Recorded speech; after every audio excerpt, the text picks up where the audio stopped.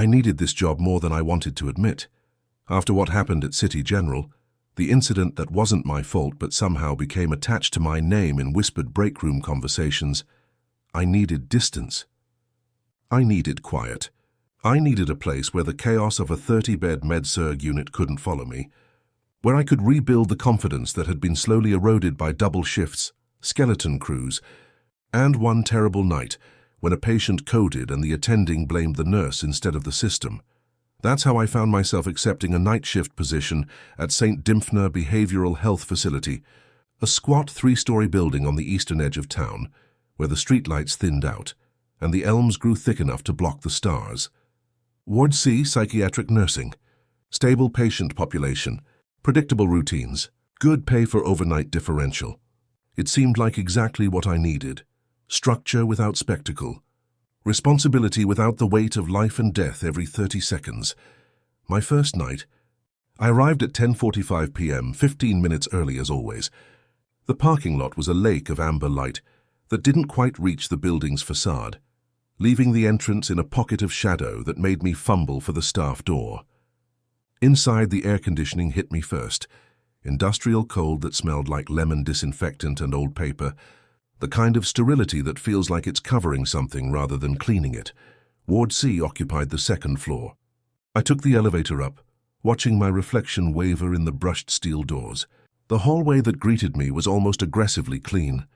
Glossed linoleum that reflected the overhead fluorescence, walls painted in that particular shade of institutional beige that exists nowhere in nature, and observation windows, small, thick-glassed rectangles set into each patient door, that caught the light like dark water. The nurse's station sat at the corridor's center, a U-shaped desk fortress surrounded by med carts, filing cabinets, and monitors displaying vital signs from the occupied rooms. Ms. Griggs, the day shift charge nurse, stood waiting for me with her arms crossed and her mouth set in a line that suggested she'd been sucking on something sour for the past 12 hours.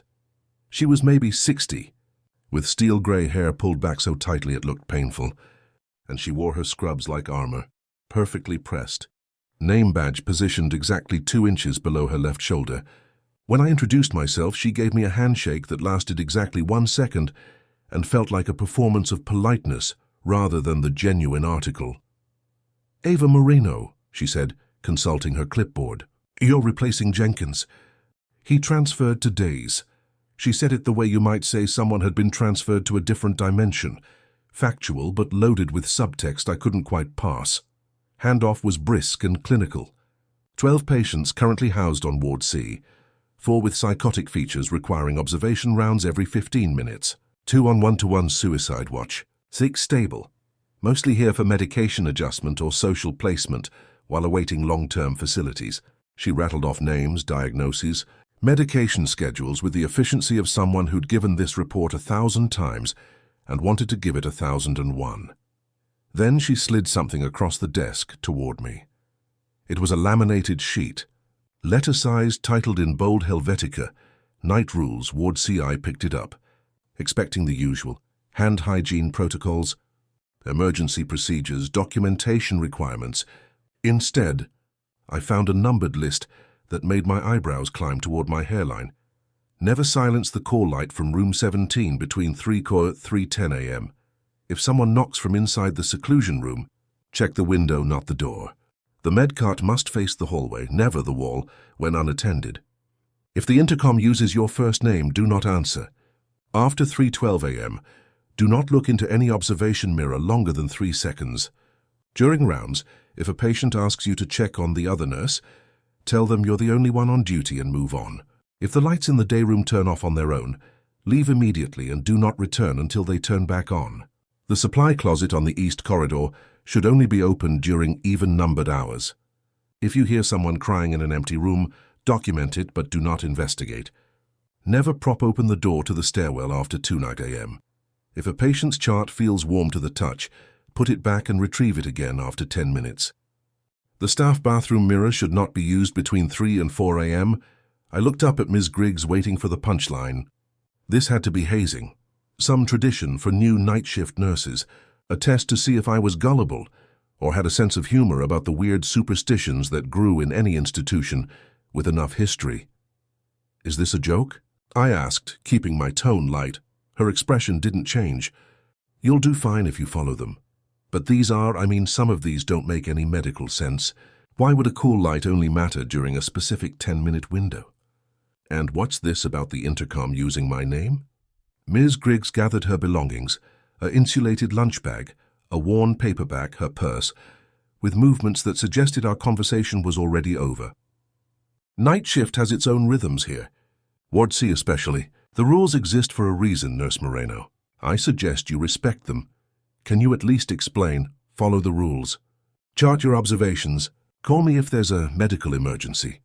She paused at the elevator, her finger hovering over the call button. For just a moment, something shifted in her face. Not quite sympathy, but perhaps recognition. "You seem competent." "Don't overthink it." The elevator doors opened with a soft chime. She stepped inside, and I watched her descend through the small window in the door until she disappeared into the floor below. The doors closed with a pneumatic sigh. I was alone on Ward C. The silence that followed wasn't really silence at all. There was the omnipresent hum of the HVAC system, the distant electronic beep of monitors, the shuffle and creak of patients settling into sleep in their rooms. But underneath that, the building itself seemed to be holding its breath, a quality of attention, of waiting, that made the hair on my forearms prickle, despite the aggressive air conditioning. I looked down at the laminated rules sheet in my hand. The overhead fluorescence hummed. Somewhere down the east corridor, a call light blinked on. Room 9, I noted from the panel, then off again as the patient presumably settled. I told myself this was ridiculous. I was a competent nurse with 5 years of acute care experience. I'd handled traumas, codes, violent patients, grieving families. I wasn't going to be spooked by some elaborate practical joke or the superstitious folklore of an aging psychiatric facility.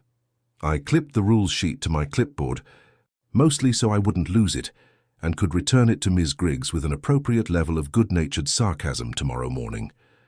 Then I began my first rounds, walking the long corridor of Ward C with my penlight and my stethoscope and my clipboard of charts. The observation windows reflected my face back at me as I passed, small dark rectangles of glass that showed me my own eyes. Over and over, like the ward was taking inventory. Behind me, the lights dimmed slightly, just a degree, just enough to signal night shift proper had begun.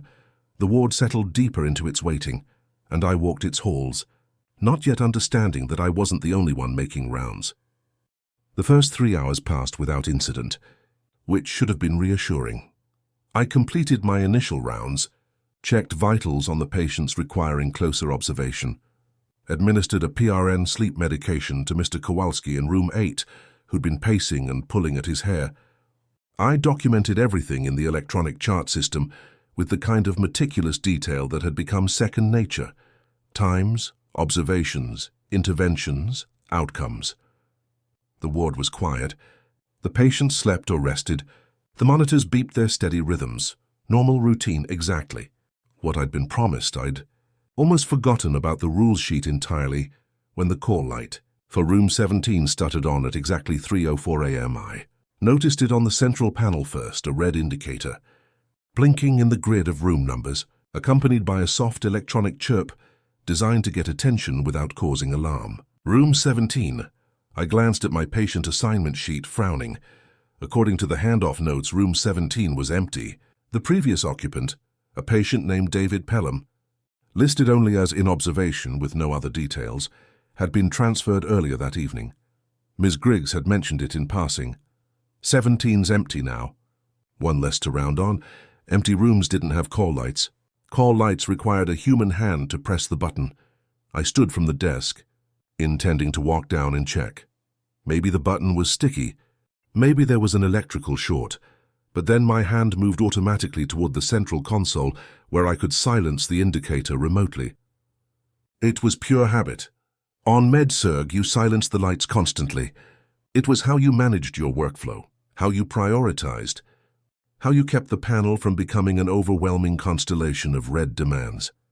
My finger was an inch from the button when I remembered. Rule 1. Never silence the call light from room 17 between 3:10 a.m. My hand froze. I looked at the clock, 3:04 a.m. The call light chirped again, patient and insistent. This was absurd. Following an arbitrary rule from what was clearly a hazing ritual. But something in the quality of the silence around me, that held breath attention, made me pull my hand back. Fine.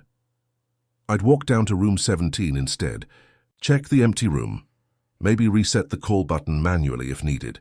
At least then I could tell Ms. Griggs tomorrow that her little joke hadn't gotten to me. I grabbed my penlight and walked down the west corridor toward room 17. The glossed linoleum reflected the overhead lights in long streaks that made the floor look wet.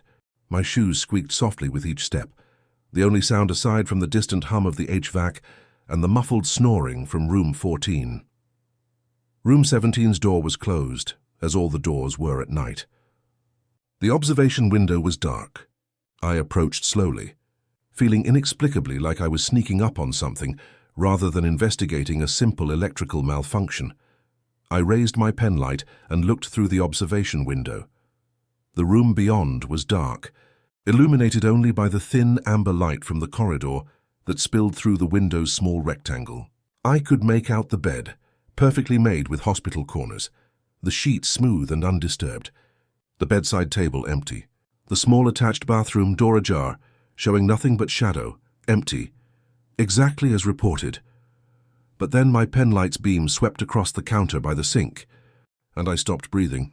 There was a metal med cup sitting there, the small, disposable kind we used for liquid medications, stainless steel, ridged sides the size of a shot glass. It sat in the exact center of the counter, catching my penlight's beam and throwing back a small bright coin of reflection. I knew that counter had been empty during my 1 a.m. rounds. I'd looked into every room, including the vacant ones, making mental notes of what I'd need to report. Room 17 had been cleared, bed stripped and remade for the next admission, all surfaces wiped down, nothing left behind. The med cup hadn't been there 3 hours ago. I stared at it, trying to logic my way through the possibilities. Maybe housekeeping had missed it. Maybe it had been there all along and I simply hadn't noticed it in the 1 a.m. gloom. Maybe the cup rattled. It was a small sound, metallic and brief, like someone had tapped it with a fingernail, or like a coin flipping itself. The cup sat motionless again, innocent and inert in the beam of my penlight. My heart hammered against my ribs. I stepped back from the observation window, my breath coming faster than I wanted to admit. The call light continued its patient chirping at the nurse's station behind me, red, insistent, impossible. I looked at my watch, 3:06 a.m. 4 more minutes. Rule 1 said never silence the call light between 3 and 3:10 a.m. It hadn't said anything about not investigating, but suddenly I had no desire to open that door. The thought of turning the handle, stepping into that dark room with its impossible med cup and its empty but not empty presence, made my skin crawl in a way that no amount of rational thought could override. I backed away from room 17, keeping the observation window in my peripheral vision until I reached the corridor's midpoint. Then I turned and walked, didn't run, wouldn't run, back to the nurse's station. The call light chirped. 3:08 a.m. I sat in the desk chair and gripped my clipboard, focusing on my breathing. In through the nose, out through the mouth. This was a psychiatric facility. Buildings this old had electrical quirks, HVAC systems that made things rattle and shift, 1,000 rational explanations for a cup being in a room and making a small noise. 9 a.m. Except I couldn't explain why the rule existed.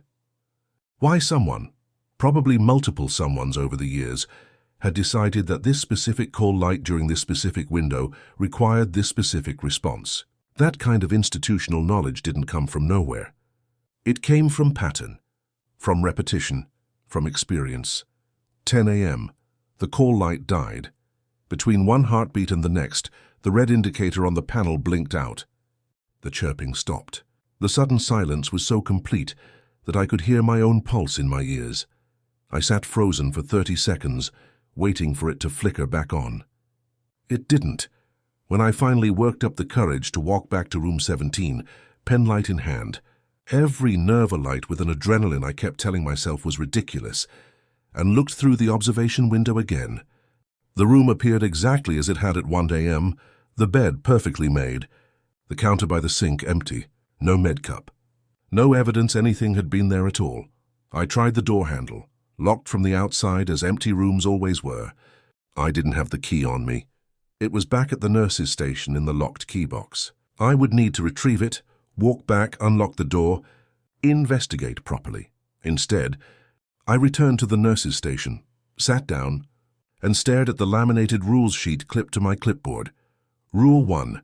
Never silence the call light from room 17 between 3:03–10 a.m. I had followed it. Not because I believed, but because something in me, some instinct that lived below logic, had recognized the texture of truth in that instruction.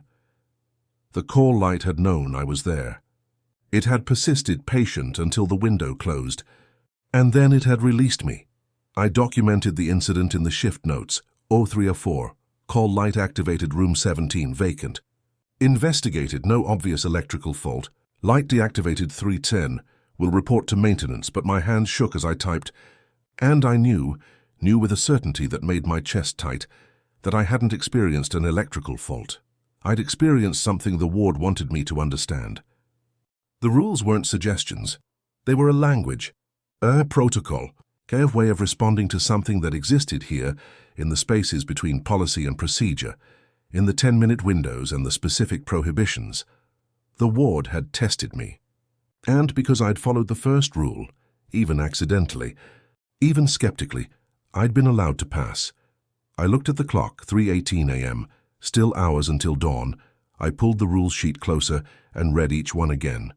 Not with sarcasm this time, but with the careful attention of someone studying a map of dangerous terrain. Somewhere in the walls, the building hummed, and I understood, with cold certainty, that the night had only just begun. I met Keegan Hall at 2 a.m. on my second night. When he emerged from the break room with an energy drink in one hand and a bag of contraband gummy bears in the other. "You're the new night nurse," he said, grinning like we were meeting at a party, instead of in a dimly lit psychiatric ward, at an hour when most of the world was asleep. Jenkins's replacement. "Ava, right?" "Right," I said, looking up from the medication cart I was organizing. "And you are?" "Keegan, night orderly. Been here 6 years, which makes me either very dedicated or very stupid, depending on who you ask."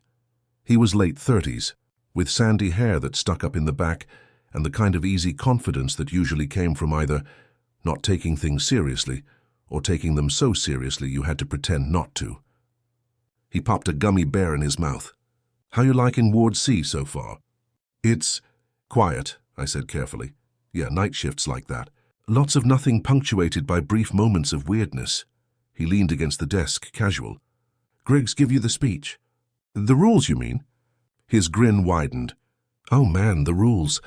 Yeah, those are Griggs's way of keeping the new folks jumpy. This building's old, like 70 years old in this section. Everything clicks and groans. The wiring's wonky. Lights flicker. Intercoms get feedback loops. Call buttons get stuck. After a while you start seeing patterns that aren't there, and somebody way back when decided to make a spooky list about it. I thought about the med cup in room 17, the way it had rattled. The perfect timing of the call light dying at 3:10. "You don't follow them?" I asked. Keegan shrugged. "I follow the ones that make sense. Check the window before opening seclusion." "Sure, good practice anyway. You want to see if the patient's right by the door before you swing it open. Face the med cart toward the hallway. Fine.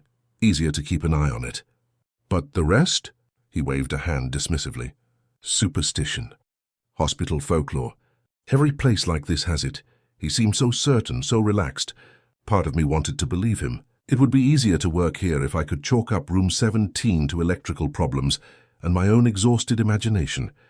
But I'd seen what I'd seen, felt what I'd felt. "You ever notice anything actually weird?" I asked. Keegan's grin flickered. Just for a second, just enough to make me wonder what he was choosing not to say. Then it was back, bright and dismissive. "Define weird." "I once found a patient trying to eat the pages of a phone book. That weird enough?" Before I could press, the intercom crackled to life with a soft pop of static. Then a voice. "Ava? Ava, can you come to the day room?" I froze. The voice was female, young, gentle, and it sounded exactly like my younger sister Celia, who lived 800 miles away in Tucson and had no reason to be anywhere near St. Dymphna Behavioral at 2:40 a.m. The hair on my arms lifted. My skin went cold despite the ward's aggressive heating. Rule 4. If the intercom uses your first name, do not answer. Keegan frowned at the intercom speaker mounted above the nurse's station. That's weird. Did they patch through an outside call or something? Don't, I said, my voice tight. Don't answer it. But Keegan was already reaching for the intercom button, his expression more curious than concerned. It's probably just one of the patients figured out how to work the day room call box. I'll check it out. He pressed the button. We're on our way. Keegan, wait. But he was already moving, keys jingling on his belt, gummy bears stuffed in his scrub pocket. He walked with the casual confidence of someone who'd worked hundreds of night shifts and seen every variation of strange patient behavior the ward could offer. I grabbed my badge and followed, my heart hammering. Rule 4. If the intercom uses your first name, do not answer. But Keegan had answered. For me, what did that mean? Did the rule only apply to the person being named? Or had he just triggered something by responding at all? The day room sat at the end of the east corridor, a large common space with institutional furniture, a TV mounted high on the wall, and barred windows that looked out onto the dark lawn. The lights were on, fluorescents humming, but the room was empty of patients. It should have been locked at this hour anyway. Day room access ended at 10 p.m. Keegan pushed through the door and stopped. I came up beside him and felt my breath catch. The TV was on. But instead of showing a station or the blue screen of no input, it displayed snow, white and black static, the kind I hadn't seen since analog television died years ago. The sound was muted, but I could hear the faint hiss anyway, like the static was leaking out of the screen itself. The chairs, mismatched institutional furniture, usually left in whatever configuration the last patient group had arranged, were now in perfect rows facing the television. 6 chairs lined up like an audience, all empty, and at the back of the room, the door to the seclusion room stood ajar. The seclusion room was exactly what it sounded like, a small, padded cell used for patients in acute crisis who posed a danger to themselves or others. It had a heavy reinforced door with a lock that required a key and a small observation window at eye level. Standard protocol was to keep it locked when not in use. It should not have been open. Keegan walked toward it, his earlier casualness replaced by something more wary. "Hey," he called out. "Anyone in here?" No response. I stayed by the doorway, every instinct screaming at me to leave. But Keegan was already at the seclusion room, peering into the gap where the door hung open. "I don't see anyone," he muttered. Then he raised his hand and knocked on the door, 2 sharp raps. Rule 2. If someone knocks from inside the seclusion room, check the window, not the door. "Keegan," I hissed. "Check the window. Check the window first, don't—" But he was already reaching for the door handle, pulling it wider to look inside. The door yanked inward. It happened fast, faster than should have been possible for a heavy fire-rated door on industrial hinges. 1 second, Keegan was pulling it open. The next, something pulled back hard, and the door swung violently inward with a sound like fabric tearing underwater. Keegan stumbled forward off balance, his forearm disappearing into the dark gap. He let out a strangled curse and jerked backward, his free hand scrabbling for purchase on the doorframe. I ran toward him, grabbing the back of his scrub top, and together we hauled him away from the opening. He twisted and slammed the seclusion door shut with his shoulder, then spun the lock with shaking hands. For a moment we just stood there, breathing hard, staring at the closed door. "What the hell?" Keegan gasped. What the hell was— He looked down at his forearm and went pale. There were marks. Not scratches, not bruises. Indentations.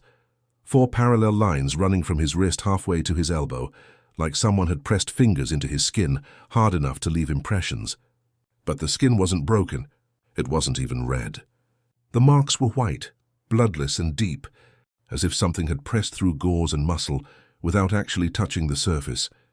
I stared at them, my nurse's brain trying to catalogue the injury and finding no medical framework for what I was seeing.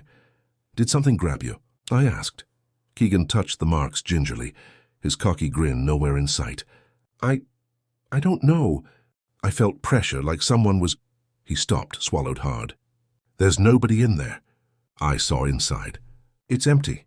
We stood in the day room's fluorescent glare, the TV still showing its silent static, the chairs still arranged in their perfect rows. Nothing moved. Nothing breathed, but the air felt charged, attentive, like the moment before. Lightning strikes. I walked to the seclusion room's observation window, the small reinforced rectangle that allowed staff to check on patients. Without opening the door, and looked inside. Empty. Padded walls. Padded floor, a drain in the center. No furniture, no patient, no sign of anything that could have grabbed Keegan's arm. But in the corner, barely visible in the dim light bleeding through the window, I saw something else, a smear on the padding. Dark and wet and shaped almost like a handprint, but too large, the fingers too long.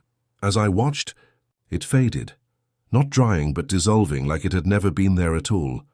I stepped back from the window, my pulse roaring in my ears. Keegan was already moving toward the day room exit, cradling his marked arm. I need to document this. Equipment malfunction. The door mechanism must have... Keegan. He stopped, not looking at me. You should follow the rules, I said quietly. For a long moment, he didn't respond.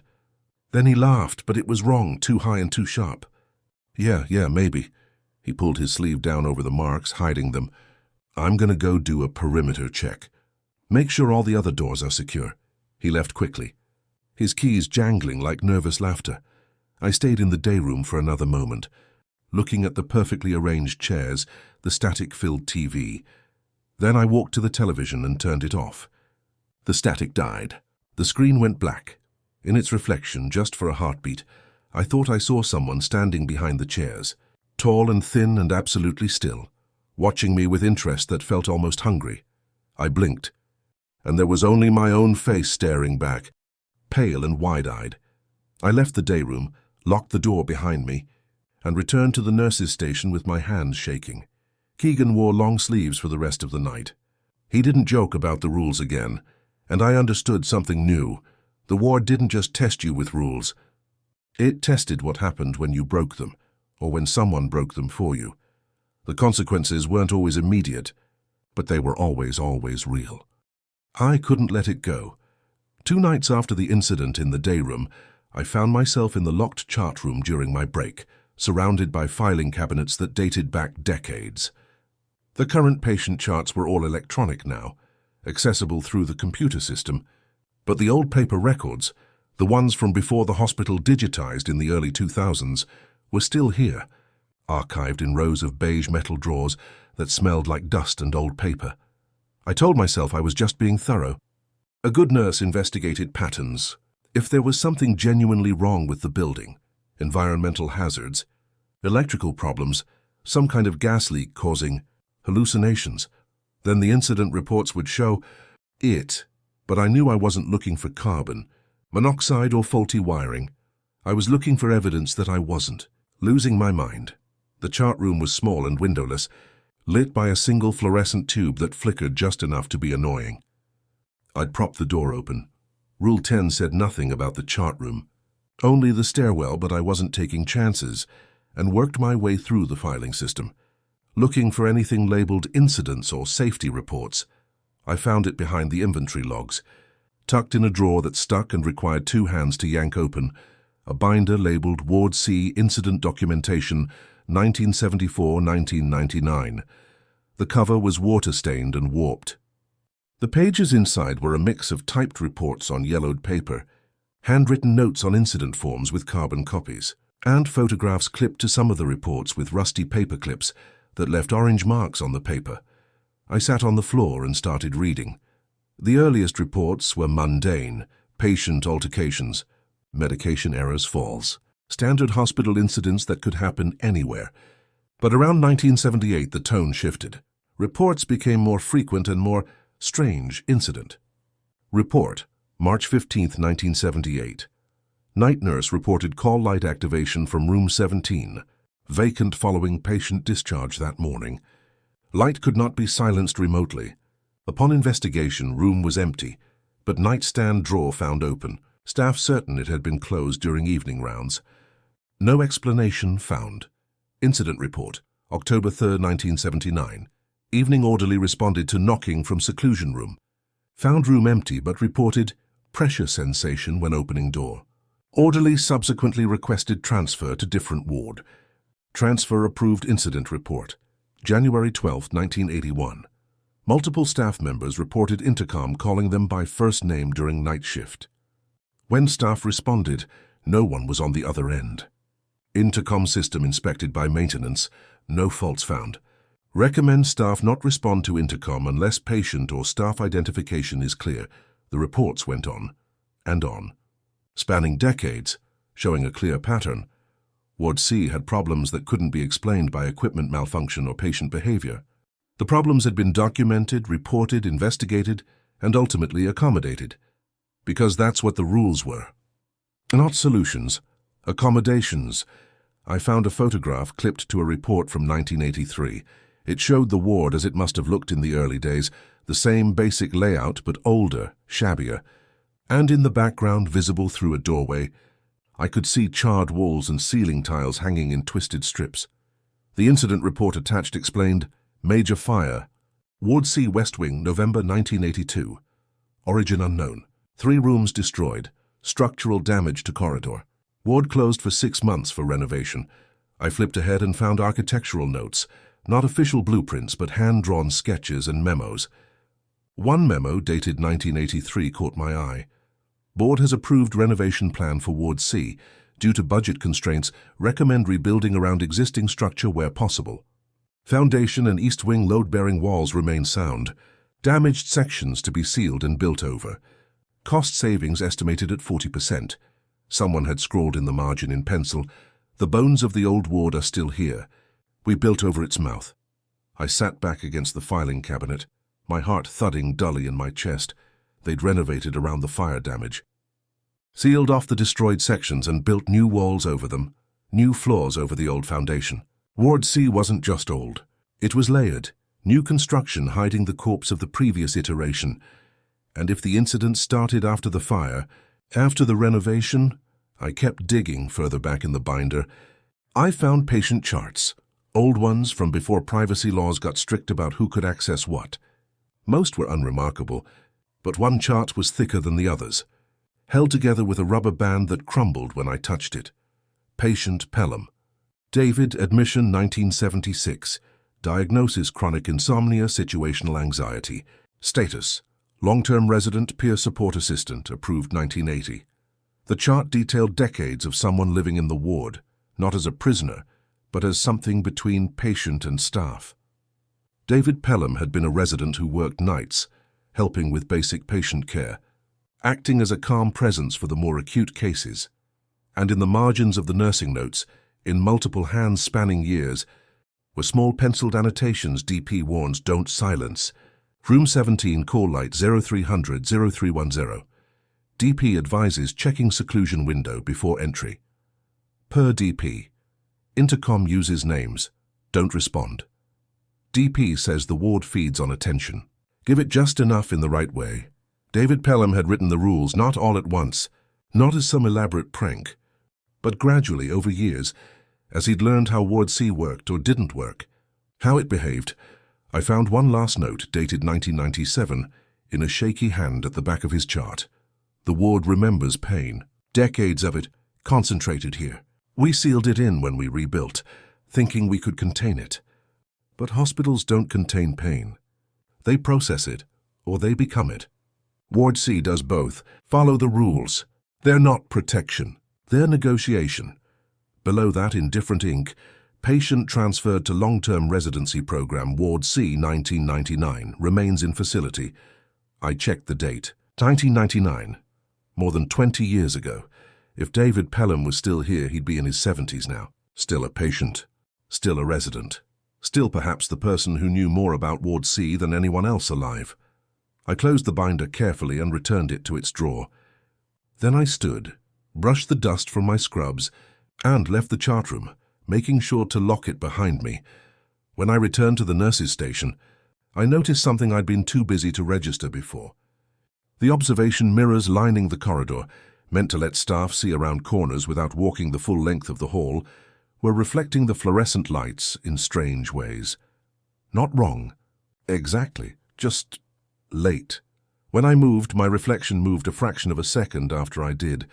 like the mirrors were remembering my motion rather than showing it in real time. I stood very still and watched my reflection.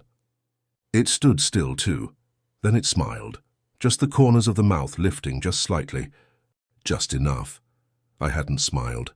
I turned away from the mirror quickly and focused on my charting. My hands cold, my thoughts racing. David Pelham. I needed to find David Pelham, because if the rules were negotiation, I needed to understand what exactly I was negotiating with, and how much of myself I was willing to trade to survive the night shift on Ward C. I found him on my 5th night, sitting in the hallway outside room 11 at 2:30 a.m. I'd been looking for David Pelham in the patient charts, trying to match the name to a current resident without being too obvious about it. But the electronic system only showed first names and last initials on the ward board for privacy reasons. And I couldn't exactly ask Ms. Griggs why I was hunting for a patient who'd been here since the 1970s, without sounding unhinged. Then I saw him, an elderly man in soft cotton pajamas and a thick burgundy blanket wrapped around his shoulders, sitting in one of the corridor chairs that were usually folded against the wall. He was staring at nothing in particular, his face calm and deeply lined, his eyes distant in the way very tired people's eyes get, not sleepy, but worn. The nameplate beside room 11 read Pelham. D.I. approached slowly, not wanting to startle him. "Mr. Pelham, is everything all right? Can't sleep." He turned his head and looked at me with eyes that were pale grey and far too knowing. "I never sleep well here," he said quietly. His voice was soft, educated, with the faint hoarseness of age. "But I'm allowed to sit in the hall at night. It's in my care plan, less disruptive than pacing." I glanced at my clipboard, checking his chart notes. Sure enough, patient has long-standing insomnia, permitted to sit in corridor during night hours with blanket. Monitor but do not redirect unless behavior escalates. "I'm Ava," I said. "The new night nurse." "I know." A small, sad smile touched his mouth. "You read my notes." I froze. What?"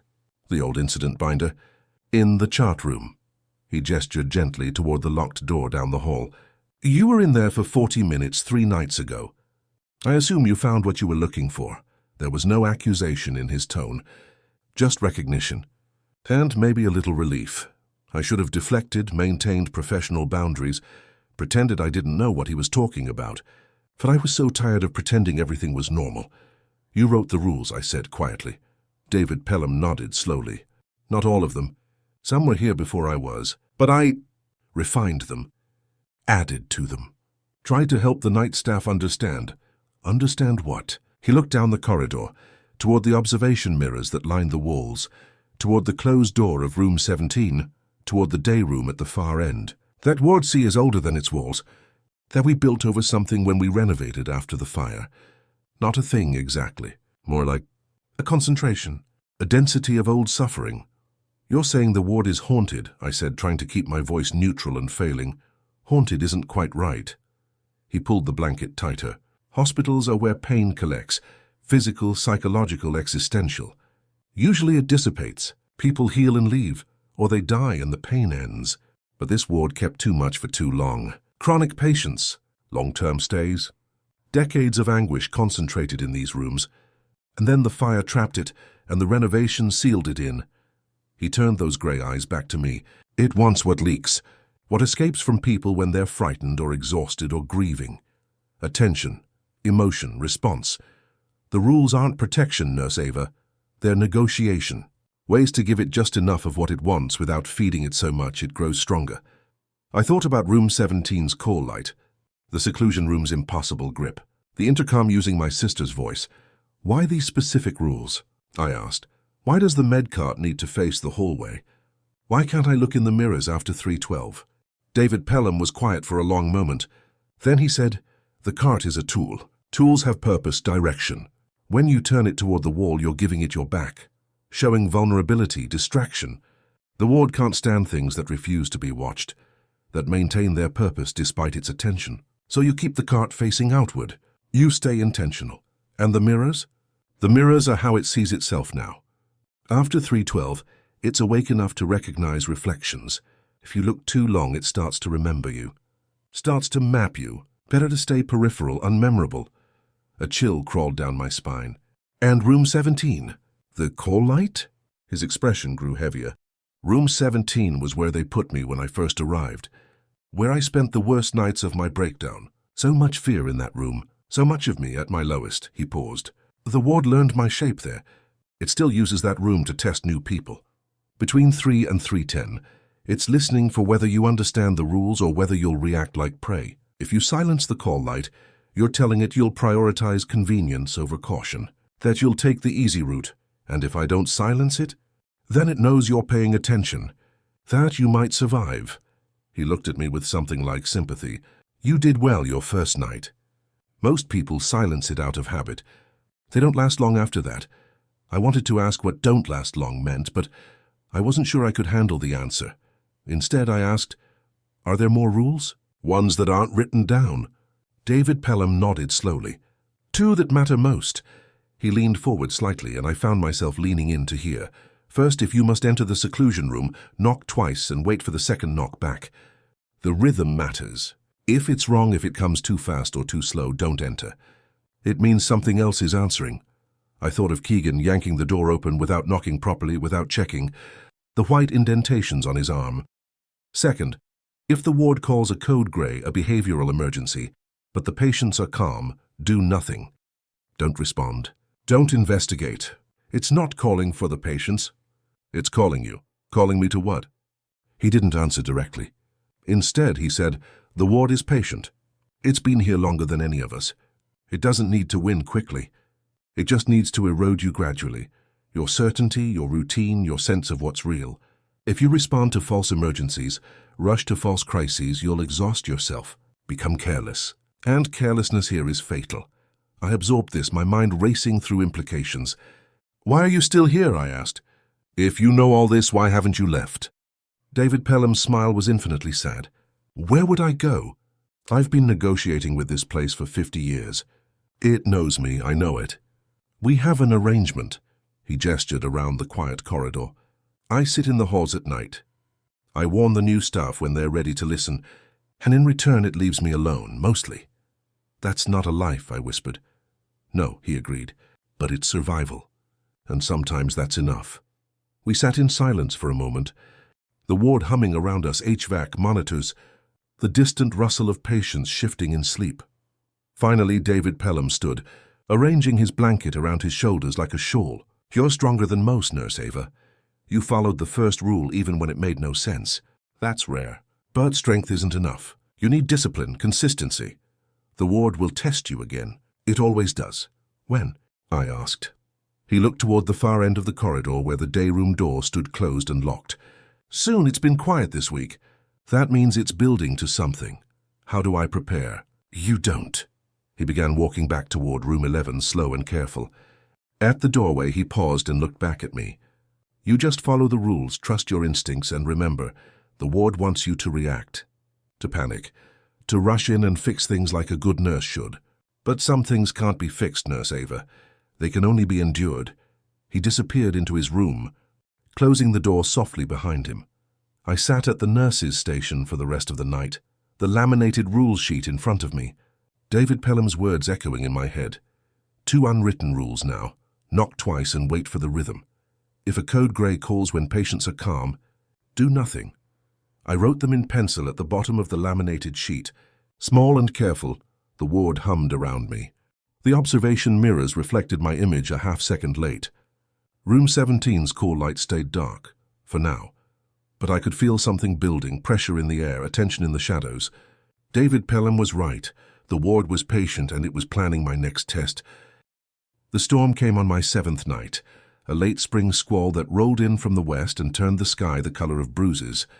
I'd been watching the weather reports during my dinner break, noting the severe thunderstorm warnings and the predicted power outages across the county. St. Dymphna had backup generators, of course. All hospitals did. But there was always that moment of transition, that held breath second when the main power failed and the generators kicked in, where everything went dark and silent and the world felt like it was ending. I'd experienced it before at City General. I knew the routine: stay calm, keep patients informed, ensure the emergency lights were functioning, maintain observations. What I didn't anticipate was how the storm would change the ward. The power flickered at 2:47 a.m., just as I was finishing my rounds. The fluorescence died, plunging the corridor into darkness for 3 heartbeats before the emergency lights kicked in. Battery-powered fixtures spaced every 20 feet that cast the hallway in a dim, greenish glow that made everything look underwater. The generators rumbled to life somewhere deep in the building's guts. Essential systems came back online. Monitors, overhead lights at half strength, the medication refrigerator's compressor. But the quality of the light was different, thinner, colder, and the shadows between the emergency lights seemed deeper than they should be. The patients stirred, but didn't wake. The ward settled into an uneasy quiet, the storm hammering against the windows with rain that sounded like fists. I returned to the nurses' station and documented the power transition, noting that all patients remained stable, all emergency systems functional, routine professional. Then at 3:06 a.m., Room 17's call light blazed to life. My hand froze over the keyboard. Rule 1. Never silence the call light from Room 17 between 3 and 3:10 a.m., but this time, there was more. The speaker beside the call light crackled, and a voice came through, thin and desperate and absolutely human. "Nurse, please, I can't breathe." A woman's voice. Gasping, terrified, every instinct I had as a nurse slammed into gear. Respiratory distress, emergency, move. I was on my feet before conscious thought, my body responding to years of training that said, when someone can't breathe, you run. I made it 3 steps toward Room 17 before David Pelham's words stopped me cold. The ward learns. It copies symptoms it watched through the glass. It wants you to react. I stood frozen in the corridor, the call light pulsing red, the voice continuing. "Please, help me, I can't." The sound of it was perfect. The exact pitch of panic. The wet, struggling quality of someone whose airway was compromised. It triggered every protocol I'd ever learned. Assess, intervene, escalate. But Room 17 was empty. I knew it was empty. The patient roster showed it empty. I checked it at 1 a.m. and found the bed made. The room vacant. Waiting for the next admission. Empty rooms didn't have patients in respiratory distress. "Nurse?" The voice was fading now, weaker. "Please." My legs wanted to move. My hands wanted to grab the crash cart, the oxygen tank, the bag valve mask. My entire professional identity was screaming at me to respond, because that's what nurses do. We respond, we help. We don't stand in hallways listening to people suffocate, but this wasn't a person. This was the ward, learning how to weaponize my compassion. I forced myself to look at the clock. 3:07 a.m., 3 minutes left. The voice from Room 17 changed tactics. Now it was sobbing. "Why won't you help me? Why won't anyone help me?" Guilt crashed over me like cold water. I thought of every patient I'd failed to reach in time, every code I'd run too late, every family member I'd had to tell, we did everything we could. My hand drifted toward the door handle. Just look, just make sure. What if I was wrong? What if there was someone in there? A patient I'd missed on the roster, a visitor who'd been locked in by mistake, a staff member who'd had a medical emergency. What if I let someone die because I followed a rule I didn't fully understand? I was reaching for the handle when I saw him, David Pelham, standing at the end of the corridor in his burgundy blanket, watching me with those grey, exhausted eyes. He shook his head, slowly. Once. The voice in Room 17 gasped one more time, a horrible, wet final sound, and then went silent. I snatched my hand back from the door as if it had burned me. My heart was hammering so hard I could feel it in my throat. I backed away from Room 17, counting seconds, watching the clock. 8:03:09. The call light pulsed, steady and insistent. 10. The light died. I stood in the dimmed corridor, shaking, my breath coming in short gasps. My professional certainty shattered into pieces around my feet. David Pelham walked toward me, slow and careful. When he reached me, he gestured toward Room 17's door. "Check now if you need to." I retrieved the key from the locked box with trembling hands. I unlocked Room 17's door and pushed it open, flooding the room with the corridor's emergency lighting. Empty. Bed made. No patient. No equipment. No sign of medical emergency, but on the counter by the sink sat a metal med cup, the same kind I'd seen before, filled to the brim with clear liquid. David Pelham walked past me into the room and picked up the cup. He sniffed it, then tilted it so I could see. "Salt water." "It learns," he said quietly. "It watched enough respiratory crises over the years. The treatments, the panic, the way nurses respond. Saline for nebulizers, oxygen, the whole protocol." He set the cup down. "It copied the symptoms. Tried to bait you into opening the door during the window when it's strongest." "What would have happened if I'd opened it?" I whispered. He looked at me with something close to pity. "I don't know. No one who's opened it during those 10 minutes has stayed on this ward long enough to tell me. They transfer within a week, or quit, or—" He trailed off, then shook his head. "You did right, Nurse Ava. I know it doesn't feel like it, but you did right." We stood in room 17's doorway, the storm still raging outside, the emergency lights casting everything in shades of green and shadow. I thought about mercy, about compassion, about how my entire identity as a nurse was built on the principle that you help when someone is suffering. But the ward had learned how to turn that principle into a weapon. It had learned my shape. Just like it had learned David Pelham's all those years ago in this same room, it knew exactly how to make me break. I looked at the salt water in the metal cup and understood something terrible. The rules weren't just negotiation. They were armor. The only barrier between my humanity and the thing that wanted to consume it. "Come on," David said gently. "Let's get you some water." Real water. He led me back to the nurse's station, and I sat heavily in the desk chair, my hands still shaking. On the incident log, I typed 0306. Call light activated room 17 vacant. Audio disturbance noted. Investigated after 0310, no patient present. Possible electrical feedback from storm. Generator transition stable. The words felt like lies and truth at the same time. David Pelham patted my shoulder once, kindly, and returned to his vigil in the hallway. I pulled the laminated rules sheet toward me and stared at Rule 1. Understanding it now in a way I hadn't before. The ward tested your instincts, your training, your compassion. It learned what made you human and used it to crack you open. The rules were the only thing standing between me and that cracking. I touched the edge of the rules sheet like a talisman and returned to my charting, focusing on routine, on discipline, on the small predictable tasks that kept me tethered to something real. Outside, the storm raged. Inside, the ward waited, and I sat in the space between them, learning how to survive by doing the hardest thing a nurse can do: nothing.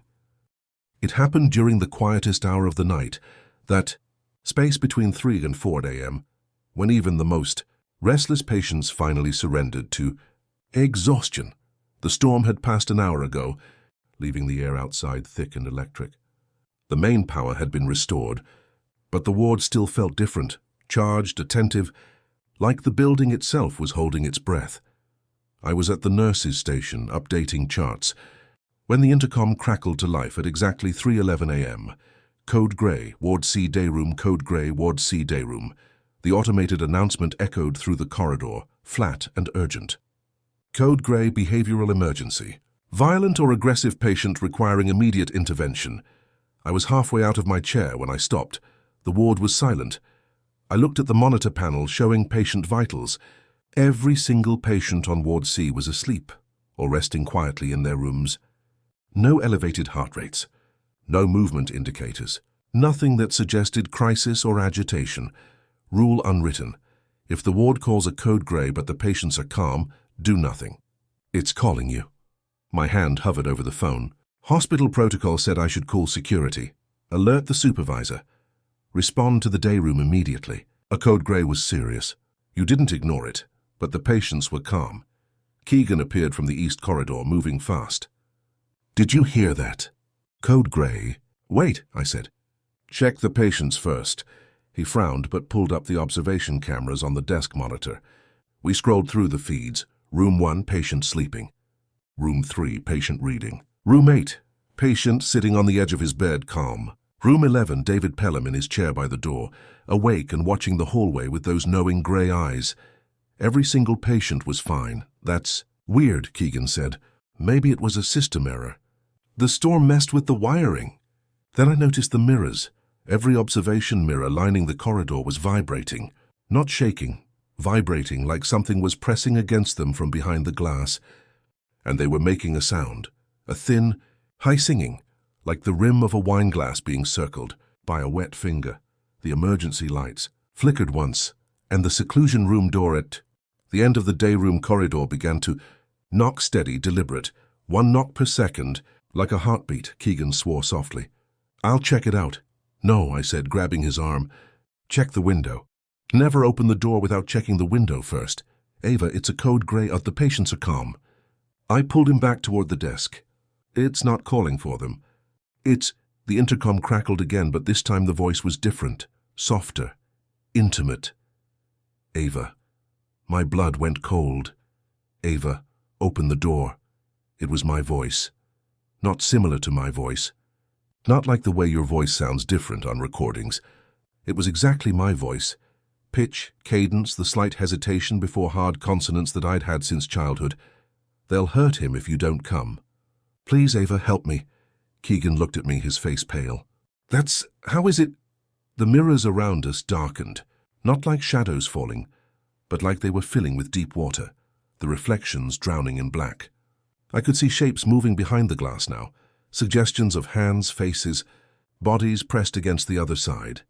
The seclusion room's knocking grew louder, more insistent, and through the day room window, I could see the chairs arranging themselves again, moving in small jerking motions like puppet strings were pulling them, lining up in perfect rows facing something I couldn't see from this angle. Rule 2. If someone knocks from inside the seclusion room, check the window, not the door. Rule 4. If the intercom uses your first name, do not answer. Rule 5. After 3:12 a.m., do not look into any observation mirror longer than 3 seconds. I checked my watch. 3:12 a.m. All the rules were colliding at once. This wasn't a test of one rule. This was a test of whether I could hold all of them simultaneously, under pressure, when every instinct screamed to respond. The intercom pleaded with my own voice. "Ava, please, open the door. They're hurting me. You can save me." "Isn't that what you do?" I felt the pull then, so strong it was almost physical. The ward had learned me perfectly. It knew I'd left City General because I couldn't save someone. It knew I carried that guilt like a stone. And now it was offering me redemption. Just open the door, just respond to the code gray, just do what a good nurse does, just break the rules. Keegan started toward the day room. "I'm checking the seclusion room. Something's wrong." "Keegan, stop." I didn't recognize my own voice. It was harder than I'd ever heard it, edged with something close to command. "We follow the protocol. We check the window first. There's a code gray. Do the patients look like they need help?" I demanded. He stopped, looked at the monitors again. "Every patient calm, some sleeping, some sitting quietly." "No," he admitted. "Then it's not calling for them." The mirrors bloomed with hands now, dozens of them, pressing against the glass from the inside. Fingers splayed, leaving no prints but clearly there, clearly pushing.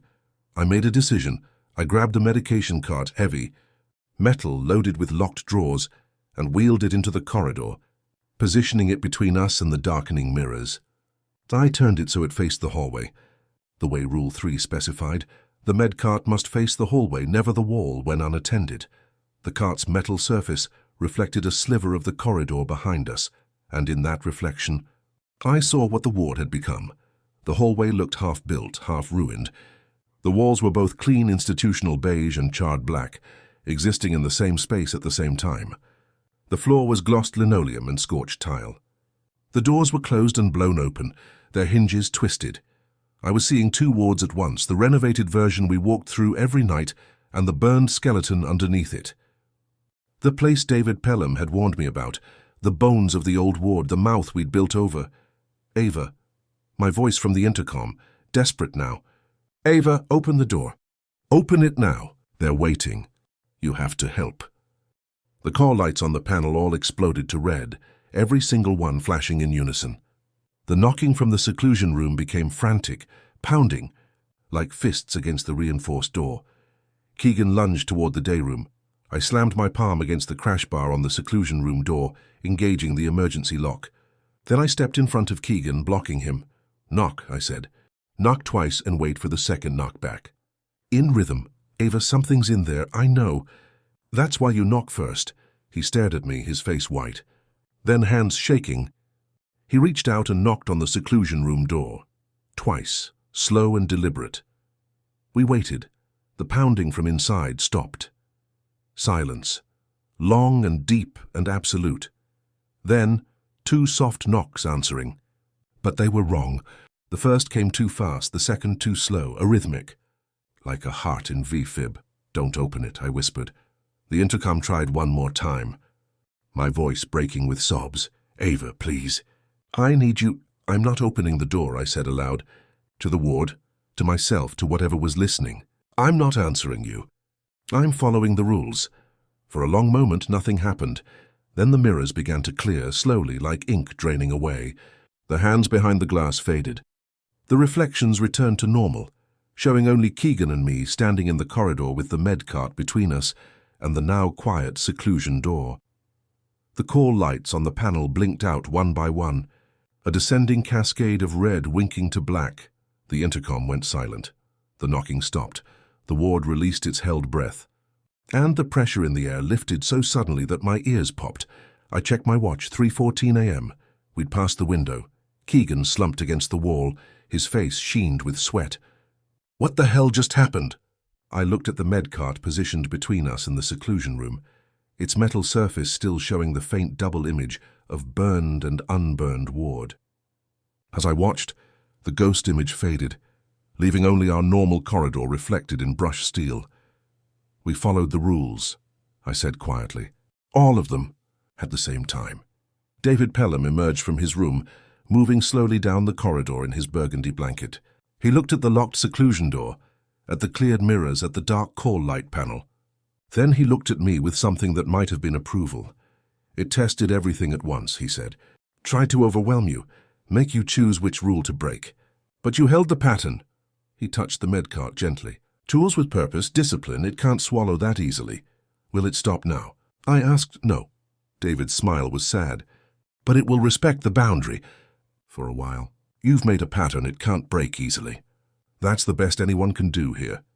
He returned to his room, closing the door softly behind him. Keegan and I stood in the quiet ward, the storm outside finally gone, the emergency over. He unwrapped his bandaged forearm. The white pressure marks had faded to faint lines but were still visible in the right light. I'm not laughing at the rules anymore, he said. Good, I replied. We returned the med cart to its proper place. We checked on the patients, all sleeping peacefully, none aware of what had happened in the corridors while they dreamed. We documented the code grey as a system error following the storm, but I added 2 new lines to the rules sheet in careful pencil. If the intercom calls a code grey but no one is agitated, do nothing. If you must open seclusion, knock twice and wait for the second knock in rhythm. If it's wrong, walk away. The ward settled into the last hour before dawn. The fluorescents hummed. The monitors beeped. Everything returned to routine, except I knew with certainty that lived in my bones, that I had just fought the most important battle of my nursing career, and I had won it not with intervention, but with restraint. By doing nothing, I had done everything. Dawn came slowly toward sea, bleeding pale blue through the barred windows, until the corridor no longer needed its overhead lights to push back the darkness. Keegan had left at 6 a.m., giving me a brief nod of shared understanding as he clocked out. He'd be back tonight, we all would be, but neither of us had spoken about what happened after we'd documented the system error. Some experiences lived beyond language, in the space between what you could prove and what you knew was true. I finished my final rounds as the day shift began filtering in, greeting them with the same tired professionalism I'd cultivated over 5 years of nursing. I updated the medication administration records, checked the supply inventory, ensured all documentation was complete. When Miss Griggs arrived at 7 a.m., I handed her the night report, with the revised rule sheet clipped to the front. She took it, scanning the additions I'd made in pencil. Her expression didn't change, that same tight-lipped neutrality she always wore, but her eyes lingered on the new rules for a long moment. You updated the sheet, she said. It wasn't quite a question. Yes, based on observations during the night shift.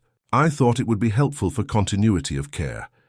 Ms. Griggs looked at me then, really looked at me, and I saw something I hadn't noticed before. deep exhaustion that went beyond physical fatigue. This woman had worked Ward C for decades. She knew everything I'd just learned and probably things I still didn't understand. "You did fine," she said quietly, and this time it sounded less like grudging acknowledgement and more like genuine relief.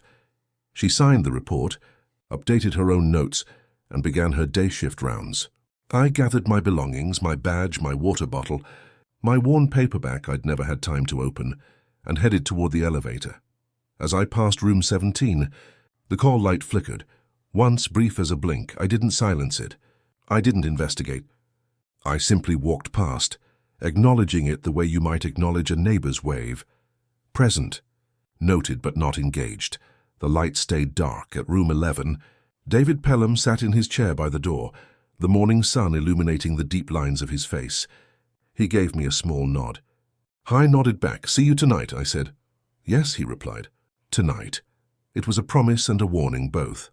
I took the elevator down, walked through the lobby, pushed through the staff entrance into the parking lot, where my car sat in the amber light pool where I'd left it 12 hours ago. The morning was cool and damp from the storm, the air smelling like wet earth and ozone. I sat in my car for a moment before starting it, my hands on the steering wheel, staring at the second-floor windows of Ward C. From here, they looked like any hospital windows, dark, institutional, unremarkable, but I knew what lived behind them now. The old ward and the new existing in the same space. The concentrated suffering that had been sealed in and built over, left to ferment for decades, until it learned to interact with the living world. The rules that weren't protection but negotiation, giving it just enough attention to satisfy without feeding it to the point of growth. I'd come to St. Dymphna broken, looking for quiet and structure to rebuild my confidence. Instead, I'd found something else, a kind of discipline that had nothing to do with medical protocols and everything to do with survival. The strength to do nothing when every instinct screamed to act.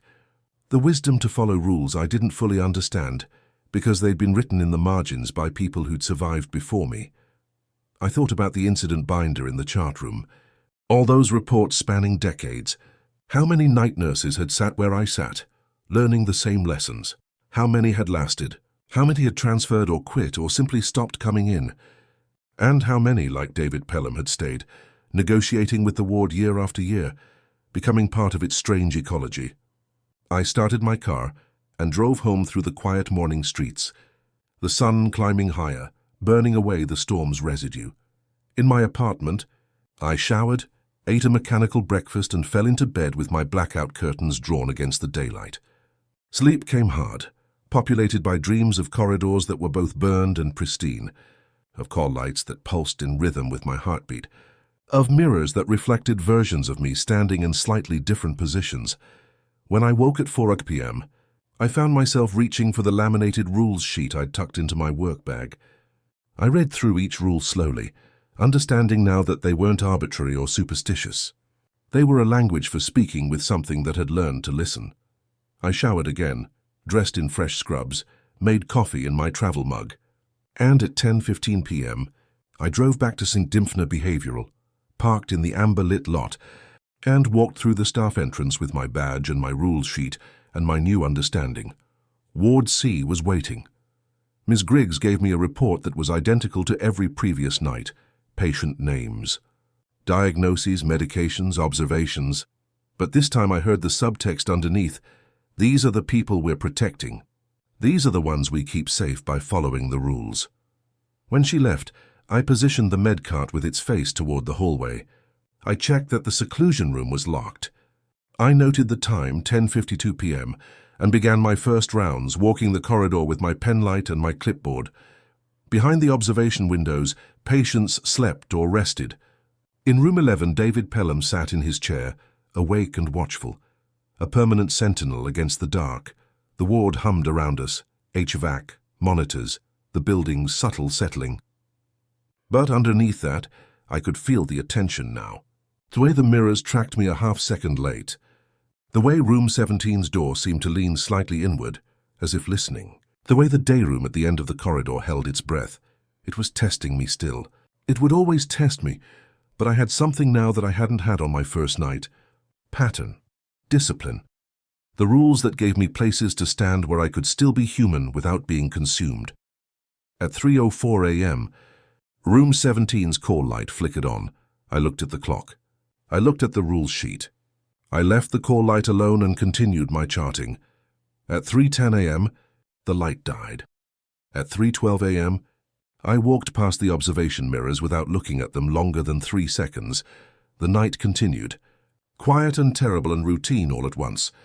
When dawn came again, I handed Ms. Griggs a report that documented nothing unusual. Just another night on Ward C. Just another successful negotiation with the thing that lived in the walls. "See you tonight," Ms. Griggs said. "See you tonight," I replied, and I meant it, because I understood now what David Pelham had tried to tell me. This wasn't a job you could win. You could only survive it one night at a time, by learning the language of a place that had learned to speak suffering. The rules were my vocabulary. The ward was listening.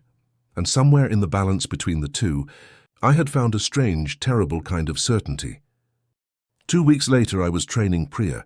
She was 26, fresh out of an accelerated nursing program, with bright eyes and a nervous energy that manifested in constant movement, adjusting her stethoscope, tucking her hair behind her ears, triple-checking her pockets for pens she'd already confirmed were there.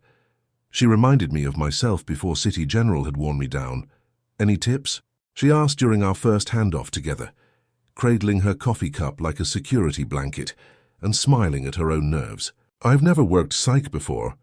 I'm a little worried I'll say the wrong thing to a patient." I handed her the laminated rules sheet.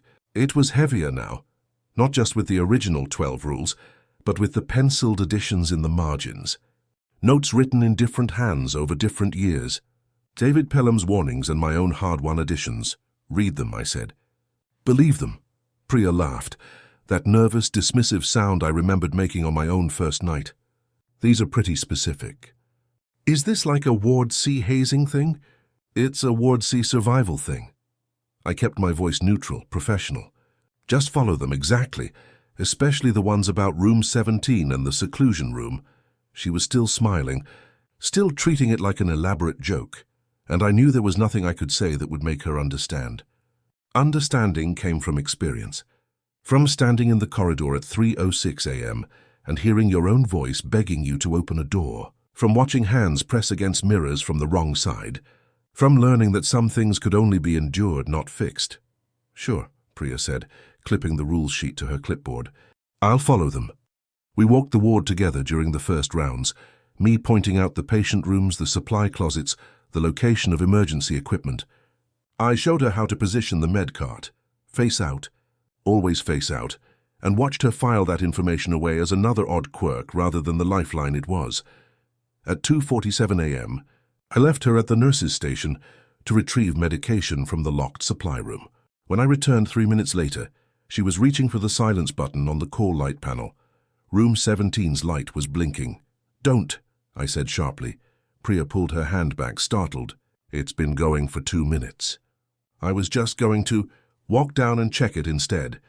"Don't silence it remotely." I checked the clock, 3:04 a.m. together. We walked to room 17. I let her look through the observation window first, watching her face as she registered the empty bed, the dark room, the counter by the sink where a metal med cup now sat, catching the corridor's light. "There's no one in there," she said slowly. "No, but the call light is on.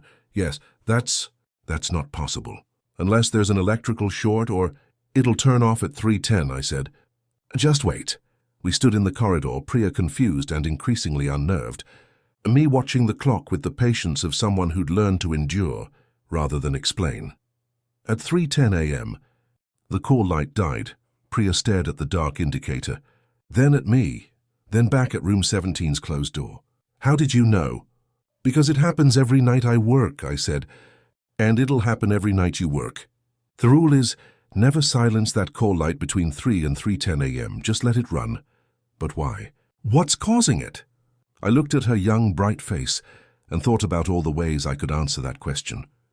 The truth was too large to fit into a simple explanation. It required the context of the fire, the renovation, the decades of suffering, the old ward's bones sealed under new construction. It required experiencing the voice that used your name, the hands behind the mirrors, The rhythm of wrong knocks on the seclusion door. Ward C is old, I said finally, and it has patterns. The rules help you navigate them. That's all you need to know right now. Priya nodded slowly, but I could see her mentally categorizing this as another quirk. Another strange thing she'd laugh about with her nursing school friends over brunch. She didn't believe. Not yet, she would eventually. The ward would make sure of that. We returned to the nurses' station. I showed her how to document the call light activation, electrical anomaly, investigated, resolved, and continued the training. At 3:12 a.m., I noticed Priya staring into one of the observation mirrors, studying her reflection with the kind of focused attention you give to checking if your mascara is smudged or your hair is sitting right. I tapped her shoulder gently. Don't look longer than 3 seconds. Why not? Because after 3:12 the mirrors work differently. Just trust me on this one. She pulled her gaze away, laughing uncomfortably. You make this place sound haunted. I didn't answer that. Instead, I said, if the ward calls your name, if you hear it on the intercom using your first name in a voice you recognize, don't answer. Why would the intercom call my name? It just might. When it does, don't respond. Don't investigate. Just let it go. Priya was looking at me now with something between concern and skepticism, and I recognized that look. So I'd given it to Ms. Griggs 2 weeks ago, back when I thought the rules were hazing. Ava, she said carefully, are you okay? Is working nights getting to you? I smiled. I'm fine. Better than fine, actually. I just want to make sure you follow the rules. They're there for a reason. Right, the reason being electrical quirks and old building weirdness. Sure, I said. That too. We finished the shift together, Priya gradually relaxing as the hours passed without incident. She was competent, quick to learn, good with the patients during the few interactions required at this hour. She'd make a good night nurse if she lasted. At 6:45 a.m., when Ms. Griggs arrived for handoff, I caught her eye and gave a small nod toward Priya.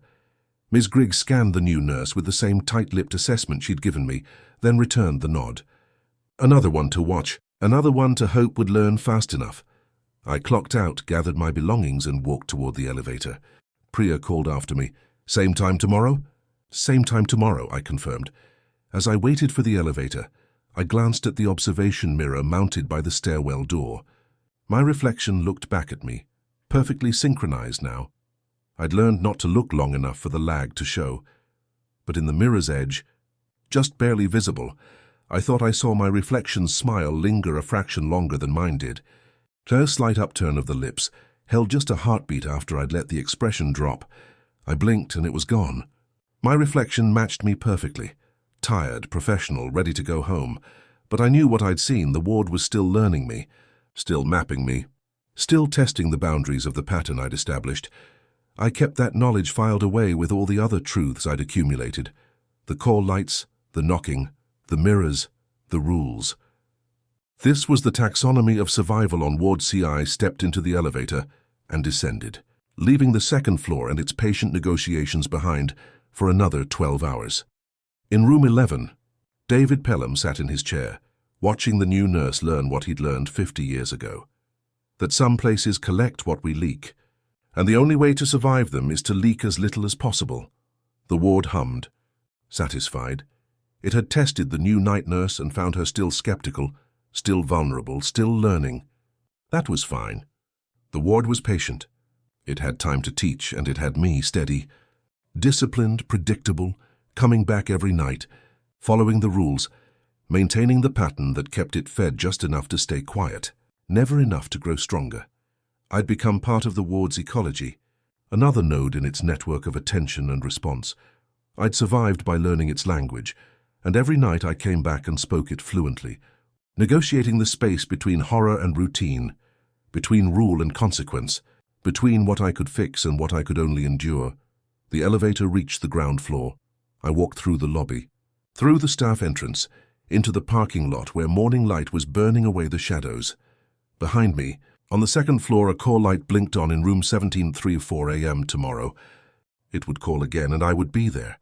Clipboard in hand, rule sheet at the ready, to let it run its course, not because I was brave, but because I'd learned that sometimes the most courageous thing a nurse, Can do is nothing at all. The ward would... Wait, I would return and the rules would hold for now.